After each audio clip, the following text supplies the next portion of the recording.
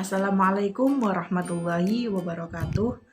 Perkenalkan, saya Rifkia Auni Zulfa, NPM 143, Pendidikan Bahasa dan Sastra Indonesia, Fakultas Keguruan Ilmu Pendidikan, Universitas Islam Malang. Bagaimana kabarnya? Semoga kita selalu dalam keadaan sehat. Amin. Hari ini kita akan belajar tentang teks cerita atau novel sejarah. Materi ini terdapat pada KD 3.3 dan 4.3.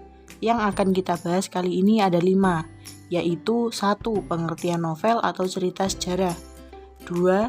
Nilai-nilai novel atau cerita sejarah, 3. Kaidah kebahasaan novel atau cerita sejarah, 4. Ciri-ciri novel atau cerita sejarah, dan yang kelima, struktur novel atau cerita sejarah. Baik, kita masuk pada pembahasan yang pertama, yakni tentang pengertian novel atau cerita sejarah.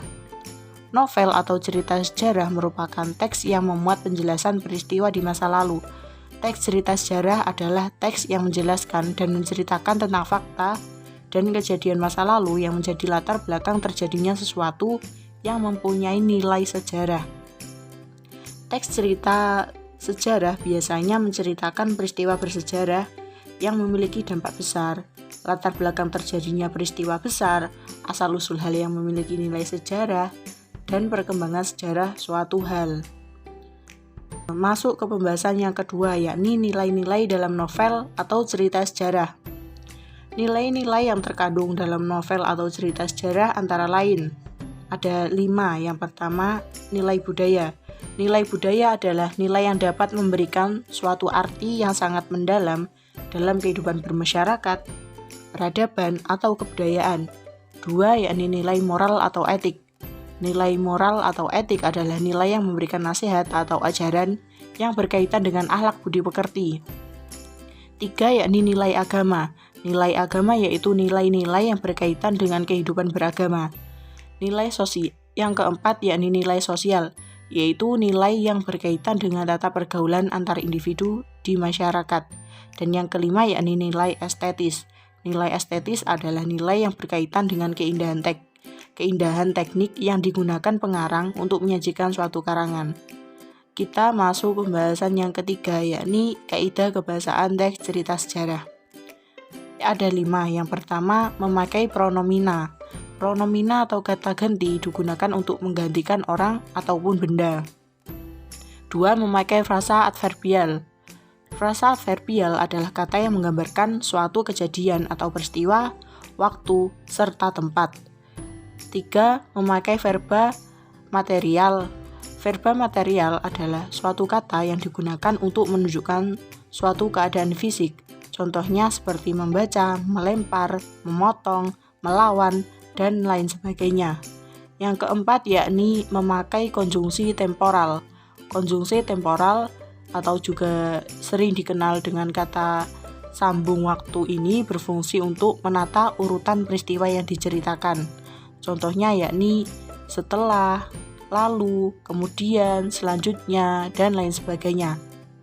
Yang kelima yakni menggunakan kalimat majemuk. Kalimat majemuk adalah suatu kalimat yang terdiri dari 2 kalimat atau lebih yang digabungkan menjadi satu kalimat. Kita masuk pembahasan yang keempat, yakni tentang ciri-ciri teks cerita sejarah. Adapun ciri-ciri yang dimiliki oleh teks sejarah diantaranya 1. Disajikan secara kronologis atau urutan peristiwa atau urutan kejadian. 2. Bentuk teks cerita ulang atau recount. 3. Struktur teksnya orientasi, urutan peristiwa, dan reorientasi. Yang keempat, sering menggunakan konjungsi temporal. Dan yang kelima, isinya berupa fakta. Dan kita masuk ke pembahasan yang terakhir, yang kelima, yakni tentang struktur teks cerita sejarah. Struktur teks cerita sejarah itu ada 3. Yang pertama yakni orientasi, 2 urutan peristiwa, dan ketiga reorientasi. Orientasi pada bagian ini berisi tentang pengenalan atau pembukaan dari teks cerita sejarah. Biasanya berisi mengenai penjelasan singkat dari suatu peristiwa yang diceritakan. 2. Yakni urutan peristiwa. Pada bagian ini berisi mengenai rekaman peristiwa sejarah yang terjadi yang disampaikan menurut urutan kejadian atau waktu dari awal kejadian hingga akhir kejadian tersebut.